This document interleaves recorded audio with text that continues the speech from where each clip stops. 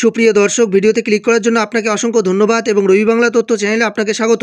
দর্শক, আপনারা যারা নতুন বার্ধক্য ভাতার জন্য আবেদন করেছেন অথচ এখনও টাকা পাননি, নতুন করে যাদের বার্ধক্য ভাতার বয়স সম্পূর্ণ হয়েছে, আপনারা বারংবার বার্ধক্য ভাতার জন্য আবেদন করেছেন অথচ এখনও আপনাদের টাকা আসেনি, 2-3 বছর ধরে আপনারা বারংবার আবেদন করেছেন, অফিসে গিয়েছেন, অফিস থেকে আপনাদের জানিয়ে দিয়েছে যে আপনার নাম রেজিস্টার হয়েছে বা ইনক্লুড হয়ে গেছে, অথচ আপনাদের অ্যাকাউন্টে এখনও টাকা আসেনি। 2-3 বছর ধরে আপনারা শুধুমাত্র অপেক্ষা করে রয়েছেন। তো সেই সমস্ত লোকদের জন্য গুরুত্বপূর্ণ একটি আপডেট এসেছে, অর্থাৎ এবারে আপনারা বার্ধক্য ভাতা পেতে চলেছেন। তো এর জন্য কিন্তু আপনাদের একটা ফর্ম ফিল আপ করে জমা করতে হবে। একটি নতুন ফর্ম ছাড়া হয়েছে, সেই ফর্মটি আপনারা কোথায় পাবেন, সেই ফর্মটি আপনারা কিভাবে পূরণ করবেন এবং এর সাথে সাথে কি কি ডকুমেন্টস লাগবে এবং এই পূরণ করা ফর্ম আপনারা কোথায় জমা করবেন, সমস্ত আলোচনা আজকের ভিডিওতে করে দেওয়া হবে এবং ফর্মটি আপনারা কিভাবে ফিল আপ করবেন সেটাও দেখিয়ে দেওয়া হবে। ফর্মটি কোথায় পাবেন সেটাও কিন্তু জানিয়ে দেওয়া হবে। কাজেই আপনারা ভিডিওটিকে প্রথম থেকে শেষ পর্যন্ত দেখবেন এবং এই চ্যানেলে যদি আপনি নতুন দর্শক হয়ে থাকেন তাহলে পরবর্তী ভিডিওর আপডেট সবার আগে পাওয়ার জন্য চ্যানেলটিকে সাবস্ক্রাইব করে দিয়ে পাশে থাকা বেল আইকনটি প্রেস করে নোটিফিকেশন অল করে রাখবেন। তো দর্শক, স্ক্রিনে আপনারা দেখতে পাচ্ছেন এই সেই ফর্ম। এই ফর্মটি কিন্তু আপনাকে ফিল আপ করতে হবে। এখানে দেখুন উপরে লেখা রয়েছে NSAP স্পেশাল ফিজিক্যাল ভেরিফিকেশন 2024। এই ফর্মটি কিন্তু আপনাকে ফিল আপ করে জমা করতে হবে। ফর্মটি কোথায় পাবেন, কোথায় জমা করবেন সেটা পরে জানিয়ে দিচ্ছি। তার আগে আপনাদের জানিয়ে দিচ্ছি ফর্মটা আপনারা কীভাবে ফিল আপ করবেন। দেখুন এখানে প্রথম যে দুটো ঘর রয়েছে, এই ঘর দুটোতে আপনাকে কিছু লিখতে হবে না। তারপরে দেখুন আপনার গ্রাম এখানে রয়েছে, মানে আপনার গ্রামের নাম এই ঘরে লিখতে হবে। তারপরে হচ্ছে গ্রাম পঞ্চায়েত, মানে আপনার গ্রাম পঞ্চায়েত কোনটা এই ঘরে সেটা লিখতে হবে। এরপর আপনার ব্লকের নাম এই ঘরে লিখতে হবে। ডিস্ট্রিক্ট, এখানে কোচবিহার ডিস্ট্রিক্টের ফর্মেটা লেখা রয়েছে। আপনারা যে ডিস্ট্রিক্টের সেখানে আপনাদের ডিস্ট্রিক্টের নাম লেখা থাকবে, যদি না থাকে তাহলে আপনাকে আপনার ডিস্ট্রিক্টের নাম লিখে দিতে হবে। এবার তারপরে এখানে দেখুন বেনিফিশিয়ারি নেম, এই যে এখানে দেখতে পাচ্ছেন এটা বেনিফিশিয়ারি নেম, অর্থাৎ আপনার নাম এখানে লিখবেন আর অবশ্যই ক্যাপিটাল লেটারে লিখতে হবে। আপনারা ক্যাপিটাল লেটারে ফর্মটা ফিল আপ করবেন। এখানে ক্যাপিটাল লেটারে আপনার নাম লিখবেন, তারপরে সেক্স এখানে শুধুমাত্র এম লিখলে হবে, আবার আপনি যদি মেল লিখতে চান তাও লিখতে পারেন। এবার এখানে আপনার ফাদার নেম, বাবার নাম এখানে লিখতে হবে। যদি এখানে আপনি মহিলা হয়ে থাকেন তাহলে অবশ্যই এখানে স্বামীর নাম লিখতে হবে। এখানে দেওয়াই আছে F/H, অর্থাৎ ফাদার হাজব্যান্ড।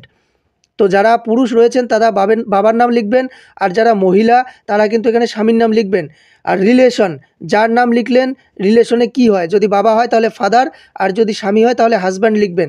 এবার হেড অফ ফ্যামিলি, মানে ফ্যামিলির হেড কে, ফ্যামিলির হেড যিনি তার নাম এখানে লিখবেন। তো এখানে কার্যত আপনি নিজের নামটাই লিখবেন তাহলে ভালো হবে। এবার হচ্ছে মেরিটাল স্ট্যাটাস, অবশ্যই ম্যারিড লিখবেন। এবার এখানে দেখুন সোশ্যাল গ্রুপ আর হচ্ছে AHL টিন, এই দুটো কিন্তু আপনারা গ্রাম পঞ্চায়েত অফিস থেকে পাবেন। তারপরে হচ্ছে এজ, আপনার বয়স অথবা ডেট অফ বার্থ, আপনার জন্ম তারিখ অথবা বয়স এখানে লিখবেন। এই ঘরে আধার নম্বর লিখে দিতে হবে। তারপরে এখানে দেখুন পরে যেটা দেওয়া আছে ডেথ, যদি কেউ বিধবা ভাতার জন্য আবেদন করে থাকেন তো সেক্ষেত্রে এটা পূরণ করতে হবে। আর অন্য এমনি বার্ধক্য ভাতার জন্য হলো এটা কিন্তু পূরণ করতে হবে না। যারা কেবলমাত্র বিধবা ভাতার জন্য আবেদন করবেন তাদের ক্ষেত্রে এটা পূরণ করতে হবে। এখানে দেওয়া আছে whether still resident in the GP, অর্থাৎ আপনার গ্রাম পঞ্চায়েতে আপনি কতদিন যাবৎ ছিলেন। তারপরে দেখুন এখানে লেখা রয়েছে whether recipient of others pension, আপনি অন্য কোনো পেনশন পান কিনা। এখানে যদি পেয়ে থাকেন তাহলে ইয়েস লিখতে হবে, না পেয়ে থাকলে নো লিখতে হবে। এবার এখানে আপনার মোবাইল নম্বর এখানে বসিয়ে দিতে হবে। তারপরে এখানে দেখুন ডিসেবিলিটি স্ট্যাটাস, অর্থাৎ যারা ডিসেবিলিটি রয়েছেন, প্রতিবন্ধী রয়েছেন, টাইপ কোন ধরনের প্রতিবন্ধী সেটা লিখতে হবে, পার্সেন্টেজ কত রয়েছে সেটা লিখতে হবে। এরপরে দেখুন পরের যে কলামগুলো রয়েছে এটা হচ্ছে ব্যাংকের। এখানে হচ্ছে নেম অফ দি ব্যাংক, আপনার ব্যাংকের নাম এখানে লিখতে হবে, ব্রাঞ্চের নাম এই ঘরে লিখতে হবে। তারপরে অ্যাকাউন্ট নম্বরটি এখানে ভালো করে লিখে দিতে হবে। এবার IFSC কোডটি এখানে ভালো করে লিখে দিতে হবে। এরপরে দেখুন পরের কলামে দেওয়া আছে লেফট থাম্ব ইমপ্রেশন, আপনার যে বাঁ হাতের বুড়ো আঙ্গুল রয়েছে তার সেটার হচ্ছে ছাপ এখানে দিতে হবে, অর্থাৎ কালির প্যাড থেকে কালি নিয়ে এখানে টিপ ছাপ আপনাকে দিতে হবে। এরপরে এখানে লক্ষ্য করুন সিগনেচার অফ বেনিফিশিয়ারি, এখানে নাম সই করতে হবে। এবার যারা আপনারা সই করতে পারেন না, টিপছাপ দেন, তাদেরকে কিন্তু দুটো ঘরেই টিপছাপ দিতে হবে এবং LT লিখে নামটি লিখে দিতে হবে। এই পর্যন্তই আপনাদের কাজ করতে হবে। বাদবাকি অংশটুকু যেটা রয়েছে এটা আপনাদের করণীয় না, এটা হচ্ছে অফিসের কাজ। তো এবার কথা হলো এই ফর্মটি আপনারা কোথায় পাবেন? দেখুন সমস্ত গ্রাম পঞ্চায়েত অফিস থেকে কিন্তু ফর্মটি দেওয়া হচ্ছে। সমস্ত গ্রাম পঞ্চায়েতে এই ফর্মটি রয়েছে, আপনারা সেখান থেকে সংগ্রহ করবেন। এবার কথা হলো কারা কারা এই ফর্মটি নেবেন। দেখুন যারা আপনারা আবেদন করে রেখেছেন, আপনাদের নাম ইনক্লুড হয়ে রয়েছে, আপনাদের লিস্ট এসেছে গ্রাম পঞ্চায়েত অফিসে, সেই লিস্টে আপনার নাম রয়েছে কিনা সেটা আগে যাচাই করে নেবেন। যদি আপনার সেই লিস্টে নাম থাকে তাহলে অবশ্যই এই ফর্মটি সংগ্রহ করে নিয়ে এটা ফিল আপ করে এর সাথে আপনার আধার কার্ড, ভোটার কার্ড, ব্যাংকের পাসবুক এবং রেশন কার্ড, এই 4টা ডকুমেন্টস এবং 2 কপি পাসপোর্ট কালার ফটো আপনাকে একসঙ্গে করে তারপরে পিন আপ করে আপনাকে জমা করতে হবে গ্রাম পঞ্চায়েত অফিসে। আবারও বলছি, গ্রাম পঞ্চায়েত অফিসে আপনাকে জমা করতে হবে। আর এই ফর্মটির সাথে আপনাকে দিতে হবে আপনার আধার কার্ড, ভোটার কার্ড, আপনার হচ্ছে রেশন কার্ড আর ব্যাংকের পাসবুকের জেরক্স কপি, তার সাথে 2 কপি পাসপোর্ট সাইজের কালার ফটো। এটা সমেত কিন্তু আপনাকে এই ফর্মটি জমা করতে হবে গ্রাম পঞ্চায়েত অফিসে।